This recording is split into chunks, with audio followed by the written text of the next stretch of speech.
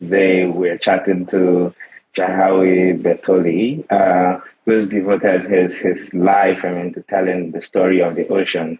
Jahawi is an underwater filmmaker and wildlife photographer, and we're super excited to have you here with us today. Yeah, thank you. Very excited to be here. Great. I think I would sort of kick us off with like the first question, and then I would pass that on to you, Guy, after Jahawi must have answered the first question. And I guess, Jahawi, my first question for you would be, I really want to understand more about why you do what you do, but how it all started. Okay, yeah.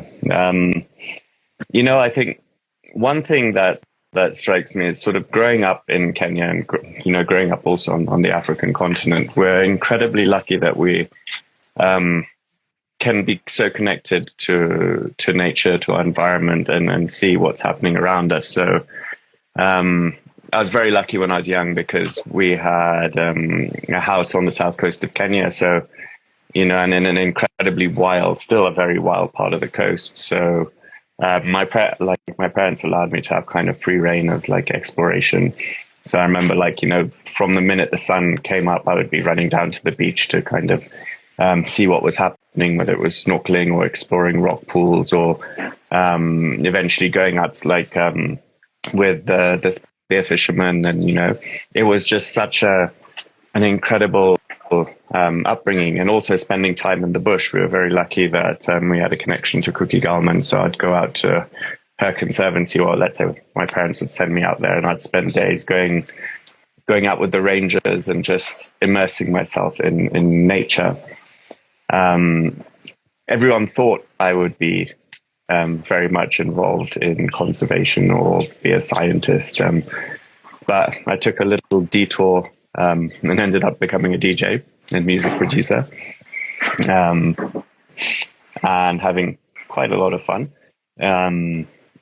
But sort of when I was 21, I moved back to Kenya, and I started getting into making music for films and documentaries, and that kind of cemented my reconnection with the natural world. And it reminded me of sort of growing up and watching Alan Root documentaries. And I remember looking at National Geographic magazines, and all of a sudden I was like, this is the space I really want to be in, because with having the privilege of seeing how the world was, 30 odd years ago, 35 years ago, it also comes with how the world is changing, and realizing that the environment and the world that I knew as a child is not as it is now. And, in Kenya, we're very good in terms of terrestrial conservation, but no one was talking about what was happening in the oceans. And I realized that it's actually a privilege in the way that I've been so comfortable in the ocean, and, but I've seen it change, and the areas that I remember as a kid were not the same. And I was like, if no one can see what's happening, no one will care. So that kind of pushed me into saying, okay, we need to start showing how the ocean is changing, so we can start putting in place measures to be able to conserve the ocean, and more so working with local communities, because, in Africa, we don't like going underwater so much. Something we're trying to change. But we're so connected to the ocean, and the ocean gives us so much. And once we see what's happening, then we can start talking properly about the measures that we need to conserve it. And at the same time, where photography and film is powerful, is you need people to fall in love with the ocean first, and then they'll care and want to protect it. And that's kind of the route I came through, and that inspires a lot of the work that I do. Yeah, it's amazing. I mean, we're very much along, we believe very much along the same lines. Without showing people the wonders of these places, you're never going to get buy-in or enthusiasm or any of those things. And yeah, I mean, I've been lucky enough to dive in Kenya quite often. I've seen over the years, with the blasting and stuff and the corals and things like that, there has been some kind of degeneration that I'd noticed. It's interesting to hear you. Also, you touched on the work that you do in the communities, and that I know that's very important to you. So, if you could maybe just tell us a little bit more about that, because on a terrestrial level, I was even, without the community's buy-in, as you say, your conservation efforts are never going to be, they're never going to get that far. So maybe you could just touch a little bit more, if you wouldn't mind, on your community work and how you see that evolving and what you do there. Yeah, for sure. I think for the longest time, a lot of conservation has been very exclusive and has never, it's always, and it's even come out in documentary work, it always paints an image of us versus them, which is completely wrong. And for the longest time, especially nature documentaries, didn't include people. And it was always seen as this untouched wilderness that, is on its own. And, for the longest time, people were seen as poachers or rangers or this or that. But in Africa, we've always lived side by side with nature and with wildlife. And without including the people in the story, you're not getting the full picture. And the problem with that kind of exclusive conservation is that you're often excluding the people who have the most experience in that environment. Yeah. And you're tapping into, you're not tapping into hundreds of years of knowledge. And the thing is, we can sort of make these big documentaries and stuff talking about conservation, but who are the people who need to actually implement what we need? It's not, someone in Europe sitting watching a documentary, but it's those communities. And it's very important to honor that knowledge, to go in and have real dialogue and also understand the community needs.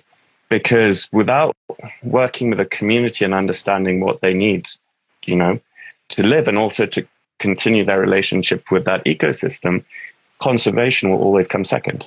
Mm. And often when you kind of go in and work with communities, they know that, they know they want to conserve that environment because it's part of their heritage. And they will be the champions. You just need to also understand the framework. So we've been making films, so especially in the Lama Archipelago, our first film, second film we did up there called Bahari Yetu. It was very important that firstly we went in and really understood and had that connection with the community. Secondly, we made the film in Swahili, so that it talks, people can understand it. And we also were looking for folklore and the storytelling from the Swahili people and using that as the way we kind of narrated the film.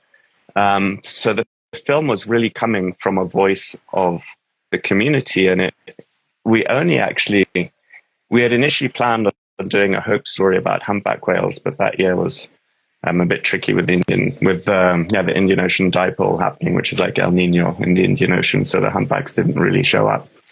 But we wanted to interview respected local fishermen to really get a picture of how whales are with the community. But the fishermen were like, it's all great with humpback whales, but we're actually more worried because we see that the young generation thinks that how the ocean is now is normal, but it's changed. And we want to be able to tell the story of how the ocean has changed so that our community and our younger generation understands that things are changing and we need to do something about it. So we were lucky to be malleable enough, and it was a grant from National Geographic, and I sort of emailed them. I was like, look, this isn't happening, but we've found this story and it's a much more important story to tell. And they were like, go for it. And just so happened that in that filming window that we had one of our, most prized reefs bleach, because the ocean temperatures were so warm. So we were able to film this crazy change in the ocean. And the thing is, also, when you're working with communities, it's important that the messaging is right. So when we were finished with the film, the first people we showed it to were the elder fishermen who we interviewed and the community. And we asked them, are you happy with this? Is this the right message? Because, a lot of the times people come in, film, go out, edit, and the community never gets to see it, and often sometimes can be misconstrued in certain ways. So we very much ensured that the community were part and parcel of the project.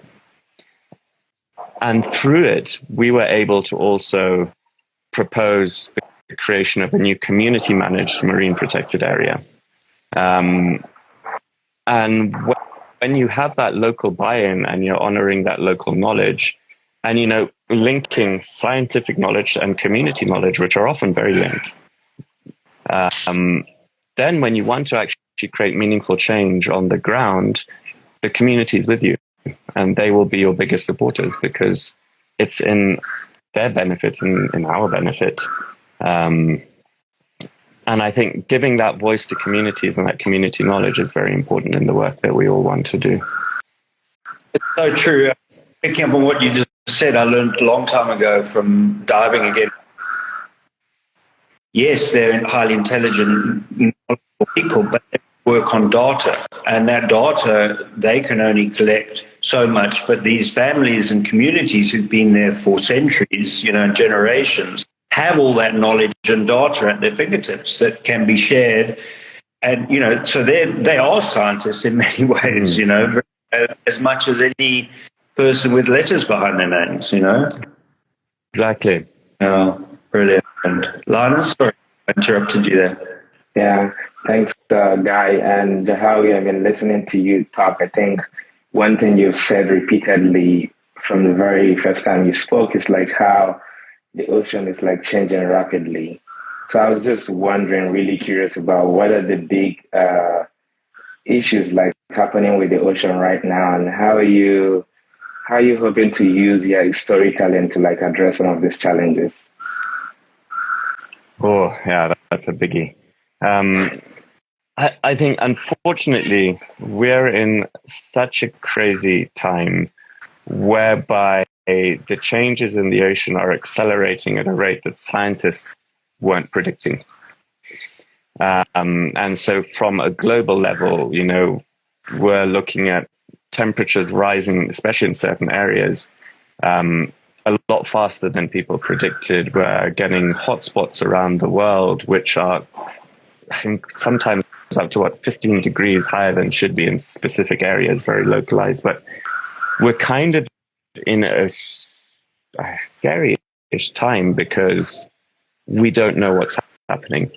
And we don't realize, a lot of people don't realize that the ocean is what regulates pretty much everything in our world. And it keeps temperatures, seasons consistent. But as the ocean temperatures are rising, it has the power of amplifying the effects of climate change a lot quicker than we expected. I mean, we're having heat waves that we've never experienced before. We're having storms that are intensifying a lot quicker than we expected. And then to add on top of that, we have the issues of overfishing and sort of multinational overfishing, which are affecting local communities, which is throwing the ocean off balance. But we can be doom and gloom, I can continue for a while. But the thing is, the ocean is also incredibly resilient. And given the right protection, it can bounce back a lot quicker than also we expected. I mean, we've seen in great examples of areas that are coming back with the right protection quickly. And so it's important that we focus on that fact that if we all come together and put in the right measures and, start having, protected reproductive zones, start managing fisheries better, and also local level solutions, things will bounce back. So, for example, in Lamu, for example, we're trying to set up this co-management area, and there's many benefits to it. So on one scale, it's like with the inclusive approach, working with the community, you can set up reproductive zones or no-take zones.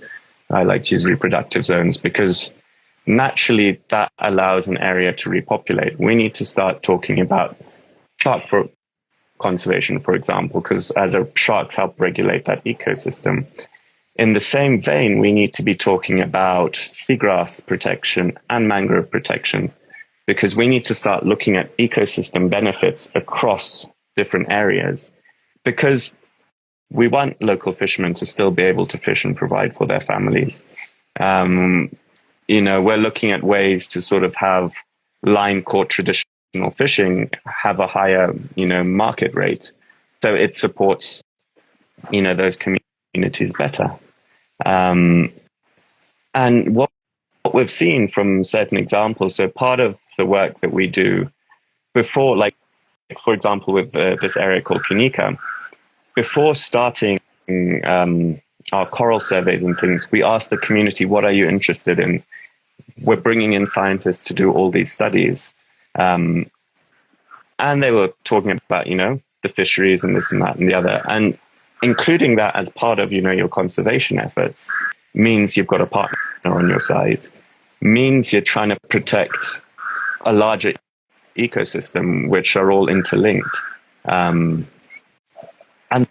things bounce back. And that's the thing, is that reef that bleached during our filming for Bahariatu, when we did the coral surveys there with Cordio, they showed that there was high level of recruits coming back, meaning that things are bouncing back, and we need to sort of be focusing on those stories of, if we all come together and do things together, the ocean will bounce back. And I think we're at a scary time. Yes, we're at a scary time, but we're also at an inspiring time, because there's a lot more voices out there who are coming together to try and make a change, and we need to unite. And especially on the African continent, we need to be empowering our communities with a lot more knowledge, because yes, we want the development of our countries, but we're lucky because we can have the development, but we can do it sustainably. And if you empower communities with knowledge, if you empower the youth with knowledge, we can then hold our governments accountable, saying we all want to move forward, but we need to do it sustainably and for the betterment of nature and humanity. Yeah, I love what you're saying. I mean, I just couldn't agree more. And I also think that positive approach with empowering the youth in Africa will definitely help with the issue. And I also like the fact that, where you basically, the sea is the thing that generates so many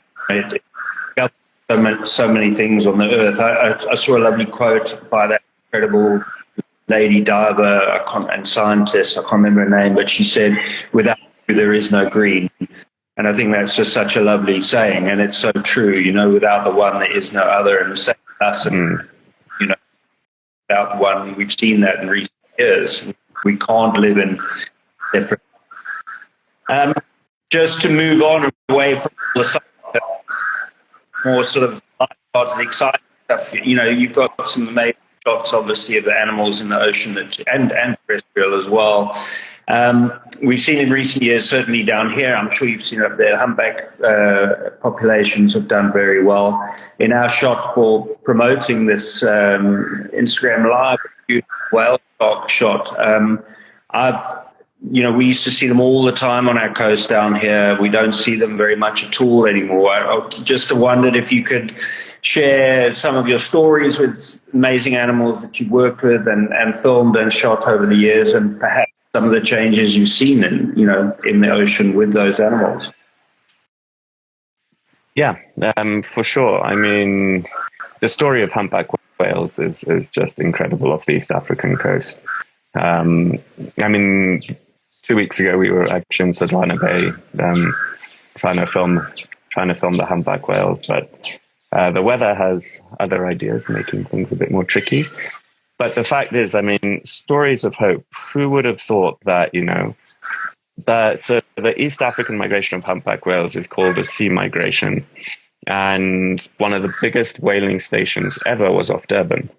But that whaling station stopped not because of the moratorium, but because it was so hard to find whales. And they reckon that our migration was down to like less than 500 individuals. And then a study that came out, was it 2019, reckons there's about 34,000 whales now coming up the East African coast. And, going back to ancestral breeding grounds. Now, I've had the pleasure and privilege of being in the water with some amazing animals. But I think one moment that really sticks with me is a couple of years ago, when we got the first ever footage of humpback whales underwater, and it was a mother and a calf, and we kind of approached from the side so that the mother and calf, like the mother could see us very clearly as we were coming in. It was a really rough day, but seeing an animal so big, sort of, she saw us, kind of curious, turn and sort of headed towards us, and making eye contact with this incredible, whale underwater. I wasn't looking at the camera. I was kind of just, so engrossed in the moment. Because there's a connection. There's, you can see that this huge animal is really checking you out. She wasn't quite sure what to make of us, but she came, checked us out, and sort of went off. And the little calf was kind of there looking at us as well, like, what are those weird things in the water? And there was this moment as they came close, as the mother kind of just touched the calf, just made that connection of, I'm with you, let's go. It was such a touching moment. And in those kind of moments, it's actually quite hard to photograph, because, a camera can often disconnect you from the scene around you. And sometimes you actually need to be in that scene. So I remember looking at the footage, it's like, oh, Jai, I can see the moment I was actually not looking at the camera. But those moments are super special to me, because that's what connects you to why we do this work. And that was just incredible. Another moment I can remember that was also, I think people ask me, like, is it scary to be in the water? And often it's really not. But with everything in terms of wildlife photography, you need to do your research, understand the subject, understand the environment, and you take risks knowing what you're going into. You don't jump into just unnecessary risks. And that's a very important part of the work that we do is, we really spend time understanding animal behavior and knowing what's going in before we jump in. But I remember a time that sort of, I was slightly more nervous is, so we were in the Galapagos, and we came across this bait ball of Galapagos sharks hunting sardines. And it was one of those really incredible moments. You've got this bait ball and the sharks are coming through, and it's like one of those moments that's just like, wow, this is really cool.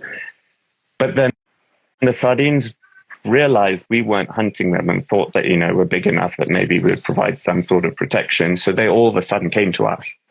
And the bait ball was so thick that they basically crowded around us, and it was so thick that everything went dark. And that's the moment you're like, okay, this has gone from something pretty incredible to something slightly scary. And then all of a sudden you'd get this hole, and you'd have a 3-meter Galapagos shark like staring at you in the face, and all of a sudden it's light. But the funniest thing is the shark was equally as confused, and in that moment would turn away. And that was one of these incredible experiences where you realize that, sharks aren't here to eat us. If they wanted to eat us, there's so many people in the water every day that they'd be having, it'll be a buffet. But yeah, that was just an incredible moment that's kind of also stuck with me. That's beautiful. Linus. Yeah, I'm really glad, Jahawi, that you shared that experience, because tomorrow is World Animal Day. And I mean, I guess like for people who have joined us now and those who would get to listen to this afterwards, it's good to like listen to experiences like this and then make of them what we will. But just understanding like the incredible encounters that people who are doing the work you do have with animals, and that how that helps us understand like our relationship with nature and why we need to protect and care for them. I guess, I mean, moving forward, just to also say that our audiences, I mean, some of what you're saying is like resonating heavily with them, particularly like your story of the humpback whales and then working with local communities. I think we've gotten like a lot of like really positive comments about that. And just to move forward as well, I know you've done like a lot of work with the East African Ocean Explorers Club. Quite really curious, what is that about and what are you hoping to achieve with that? So, East African Ocean Explorers came about because through the work we've done and realizing, you know, like, for example, a lot of people are scared of the ocean. And that's because, you know, on the continent, a lot of people don't swim. There's fear of water. But we need to change that because the ocean is this incredible place. And we started thinking, how can we share our love and passion for the ocean with other people? Because we need everyone, you know, on this continent to fall in love with the ocean. But at the same time, we also have people, you know, we have very good desktop scientists who like study marine biology and stuff. But how do you really understand what you're studying unless you have access to it? The problem is diving is expensive, hugely expensive. A lot of, like here in Kenya, you know, a lot of the dive operations, it's all focused on tourism. So there's no way, unless, you know, you come from a very wealthy background, that you're going to be able to like go diving. So how can we provide a platform for people, you know, young Africans who are studying the ocean to actually be able to access the ocean? How can we create content for the younger generation coming up to fall in love with the ocean? And so that's kind of where East African Ocean Explorers kind of started. We're trying to figure out how we can bridge the ocean with the community and with our next generation. So we have a very close partnership with an organization called NUF in South Africa, our visions are the same.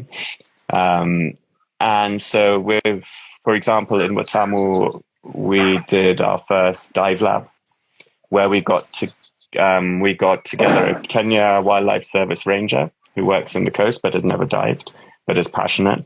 We brought together 2 scientists and a conservation photographer, and we did their advanced diving qualification from their beginner to advanced. Nice. Because, you know, it's great us being, you know, photographers and storytellers, but it's not enough. We need more people championing the ocean.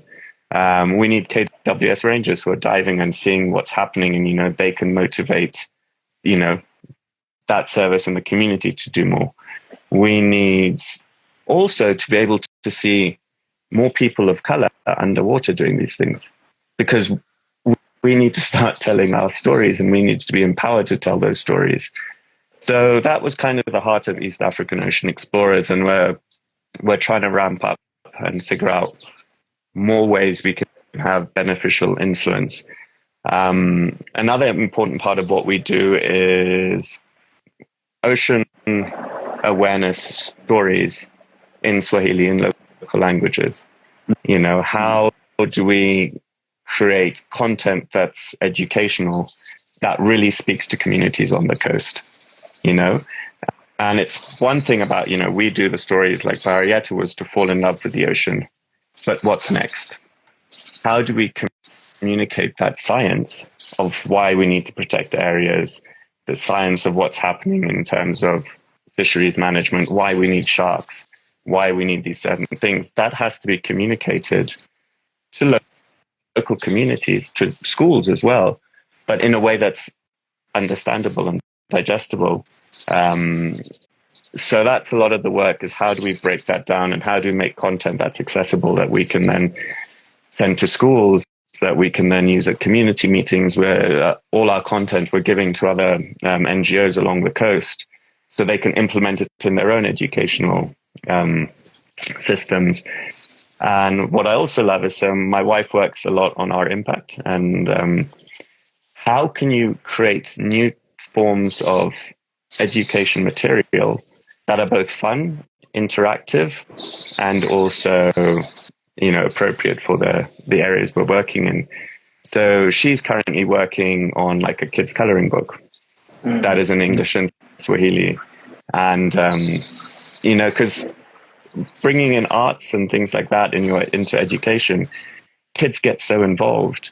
But a lot of what we're also trying to do, and I think part of a new project, is to be interviewing African scientists working in the marine space, but it's African scientists like marine rangers, filmmakers, because we want to highlight their work and also provide kids with role models that look like them, that guys can look up to, and I want to be that cool, marine conservation scientist or ranger or photographer, and allowing, showing that you don't have to just be a lawyer, a doctor, a banker, but there's really interesting work that you can do that connects you with nature that also has huge impact.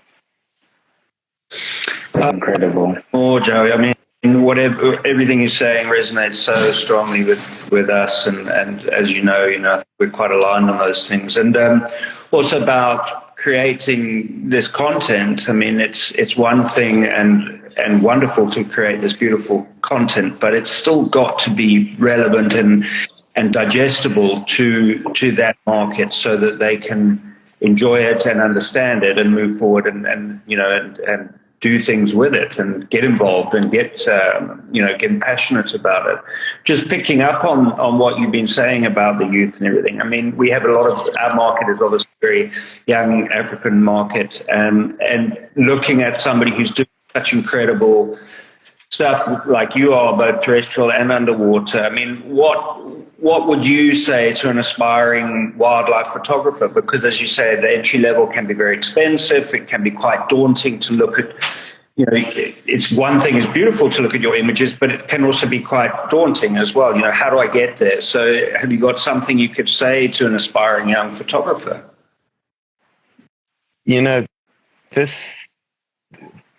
This job is tough, so you have to have passion. What goes into getting that shot?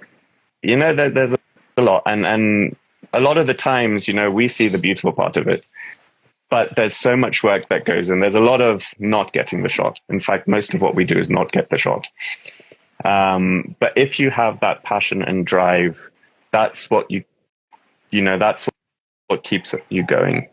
And one of the big things that I tell a lot of people is, if you want to get into something, if you want to get into the ocean and tell its stories, look at how it connects to you and your stories. And you can start by telling ocean stories from a beach, from your community. You don't have to be in the water. Because if the story is important, and all these stories are very important, we have a responsibility to tell them. Now, going into, let's say, what can you do next? It's, you train, be a good swimmer, you can tell whole stories from snorkeling. You don't have to get into that depth. Connecting with organizations like East African Ocean Explorers or NUF, find avenues that will help you get the training that you need. The first ever underwater shot I did was on a GoPro for a music video. So it can start like that, and technology has come leaps and bounds nowadays that GoPros are such powerful tools. I mean, even a GoPro from 5 years ago, 6 years ago is still an incredible tool, and that gives you access. We often look at like the big rigs that we're using, and it's so daunting, and you're like, how will I ever do that?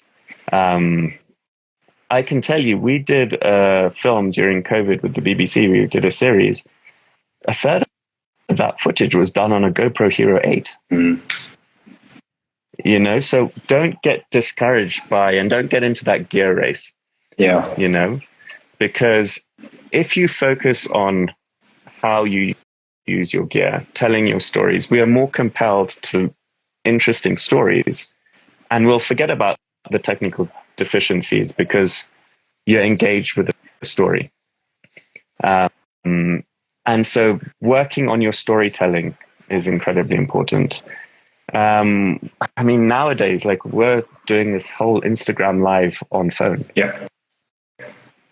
You know, this tool that's right here is an incredibly powerful thing to be able to tell your story.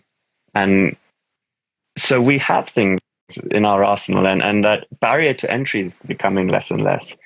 But if you have a powerful story to tell, you need to tell it. Beautiful. Yeah. Then the rest comes. I mean, funny enough, you know, you always dream of having access to the most amazing gear because it's going to, you know, be amazing, and you're going to come back with amazing shots. Yes and no. I mean, we do have access to some pretty incredible gear, but often when we're on the coast and doing stuff, we're reverting to our smaller cameras because it's the tool that's best on that day for that shoot. And I can tell you, filming on Red Raptors and filming 2 terabytes a day comes with a whole post-production nightmare that, you know, give me my little Panasonic GH5 and I'm a lot happier. You make editor for sure. So yeah, that's my advice, is if you're passionate, learn storytelling, start telling the stories, connect with people who are aligned to you. And, you know, mentorship is hugely important, and finding people who can bring you in, helping you learn that thing, learn your storytelling. Connect with us at East African Ocean Explorers or Newth. Newth is doing incredible things on the continent at the moment. And this collaboration. Brilliant. Thanks. Perfect. Linus. Great. I think for a moment, Jahawi felt like you were talking to me. Yeah, really, I loved. I mean, that tip. I guess it's like a reminder, I guess, for anyone who tells stories to not particularly get into the gear race. I think sometimes you can get consumed totally by the gear and not so much by like the story that's there to tell. But before I get to my question, I think we've got this interesting comment from Sammy, and Sammy is asking, aren't you scared of doing the work you do?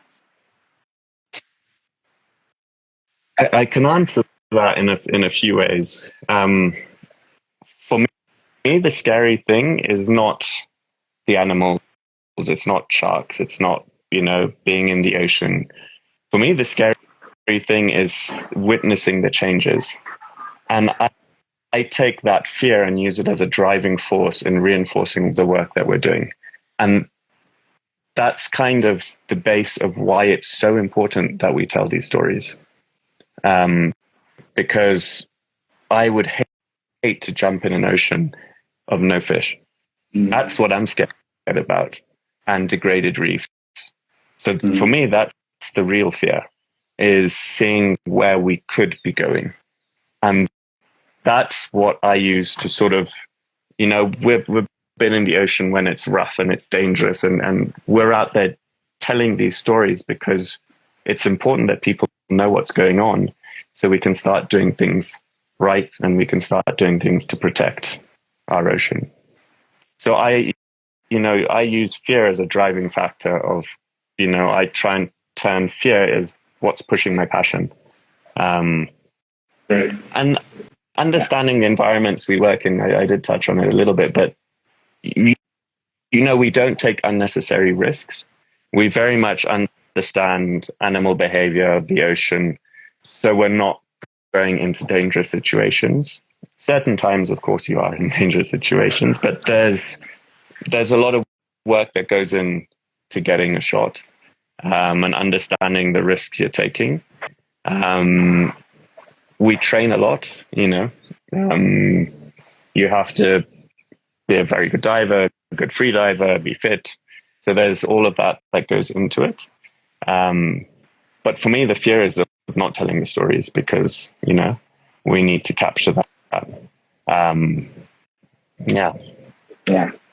Great. I think my final, not necessarily a question, but would say, what is one thing you would want anybody who is joining us today to take away after listening to us for over 40 minutes?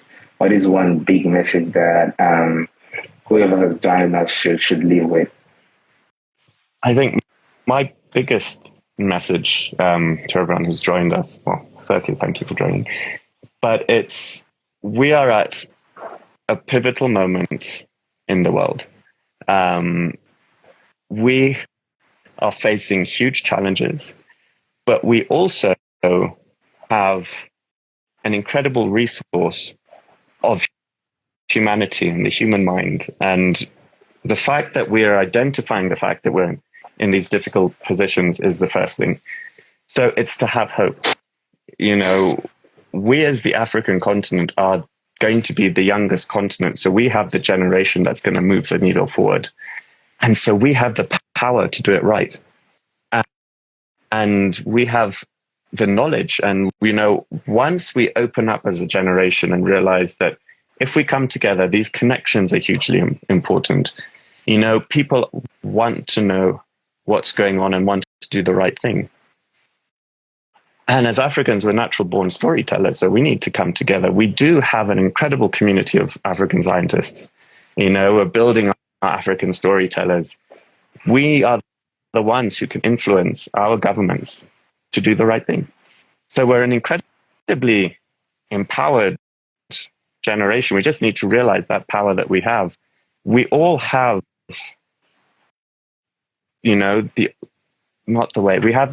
we can tell our stories right and we can change the world.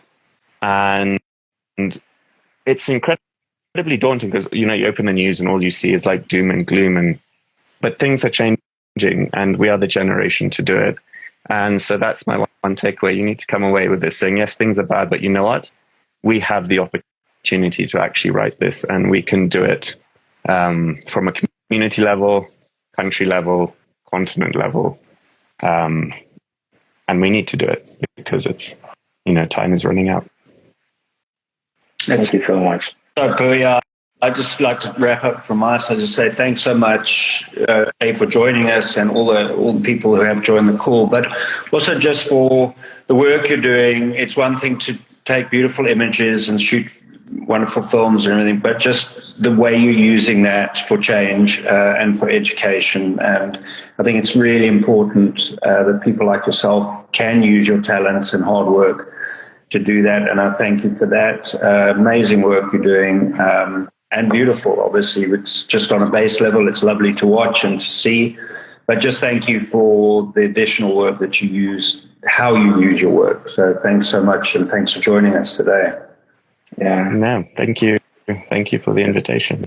Yeah, really echoing the same sentiments as well. Thank you, Jahawi, and to all the people that joined us today. Thanks as well. We had a lot of comments. Yeah, just talking to you, trying to listen, and keeping track of all the really great comments we're getting as well, particularly from Rita. Thank you as well. It's great that you found time to join. And just to wrap up, we've been talking to Jahawi Bertolli, who's dedicated to telling the story of the ocean. Jahawi is an underwater filmmaker and wildlife photographer. You can follow Jahawi on Instagram. It's at Jahawi Bertolli, and you can follow Wild Africa Fund as well on Instagram. It's at Wild Africa Fund. Thank you so much for finding time to join us, and thank you, Jahawi, for finding time as well to talk us through your experiences. Look forward to continuing this conversation offline, and yeah, thank you. Thanks so much. Thank you guys too, and thank you for providing these platforms and doing the work that Wild Africa Fund is doing. And putting together these Instagram lives, it's hugely important. So thank you guys. Thank you for having me.